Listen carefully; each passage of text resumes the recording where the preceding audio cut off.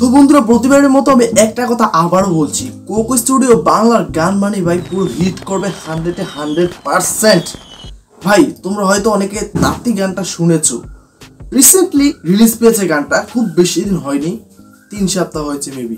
আর এই 3 সপ্তাহের মধ্যে গানটা 15 মিলিয়ন ভিউজ ক্রস করেছে। একবার ভেবে দেখো গানটা কি পরিমাণ সুন্দর হয়েছে, মানে ভালো হয়েছে। ভালো না হলে কি ভাই 3 সপ্তাহে এত ভিউজ যায়?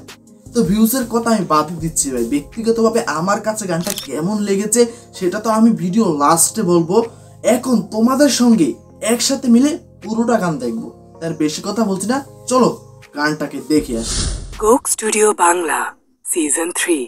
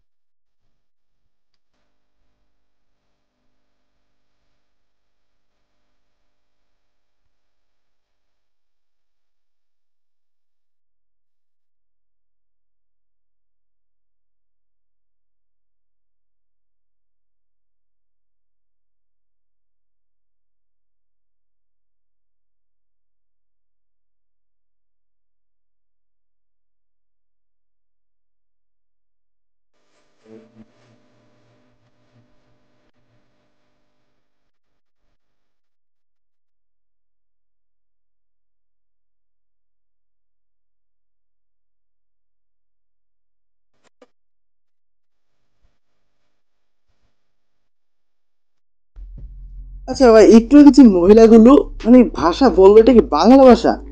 আদৌ আর জানা নেই এটা ভাই কোন এলাকার ভাষা। আর যদি বাংলা ভাষা হয়ে থাকে অবশ্যই ভাই তোমরা যদি কেউ জেনে থাকো এটা কোন এলাকার ভাষা, মানে কোন জেলার ভাষা, তো অবশ্যই একটু কমেন্ট করে জানিয়ে যেও। আর একজন আফ্রিকান লোক, ও মাই গড ভাই, বিষয়টা একবার ভাবা যায়, একটা বাংলা গানের মধ্যে আফ্রিকান একটা লোক। তাহলে চলো দেখি তারপর কি হয়।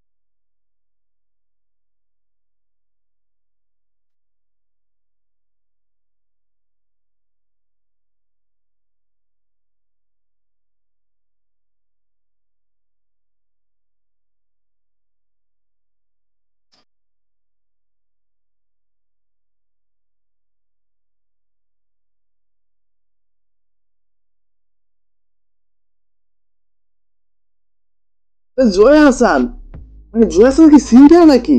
ও মাই গড, মানে জয়া হাসানের বিষয়টা একটু দেখতে হবে, তার বেশি কথা বলছি না, তো বিষয়টা দেখে আসি।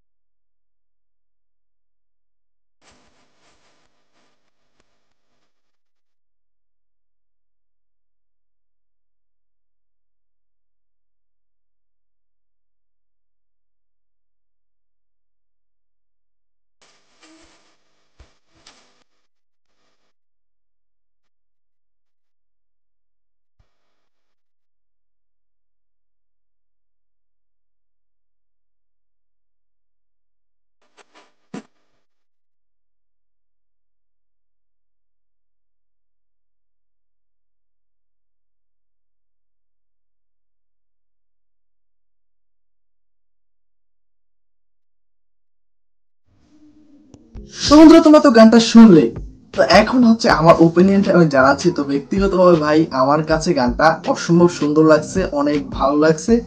গানটার মধ্যে না ভিন্ন ভিন্ন ফ্লেভার ছিল, ঠিক আছে, বাংলা ফ্লেভার ছিল, আর ভাষা বুঝি না ভাই একটা জায়গা আপনাদের তো বললাম, সেই জায়গাটা কিন্তু বেশ ভালো লেগেছে। তারপর ইংলিশ লিরিক্স ছিল, তারপর জয়া হাসান আসছে, এটা তো ভাই আমি কখনো আশা করিনি যে একজন অ্যাক্টর ভাবে গান গাইতে চলে আসবে। যাই হোক বন্ধুরা, সব মিলে গানটা আমার কাছে বেশ ভালো লেগেছে। তো তোমাদের কাছে কেমন লেগেছে সেটা অবশ্যই কমেন্ট করে জানিয়ে যাবে। আর হ্যাঁ, যদি ভালো লেগে থাকে তাহলে আমার চ্যানেলটাকে সাবস্ক্রাইব করতে ভুলবে না। আর হ্যাঁ, ভিডিও ভালো লেগে থাকলে লাইক করতেও ভুলবে না। আর হ্যাঁ, তোমরা যদি চাও তোমাদের ফেভারিট কোনো গানের উপর রিঅ্যাকশন ভিডিও বানাই, সেটা অবশ্যই কমেন্ট করে জানিয়ে যাবে। তো আজকের মতো এখানে বিদায় নিচ্ছি বন্ধুরা, দেখা হয় পরবর্তী কোনো একটা ভিডিওতে।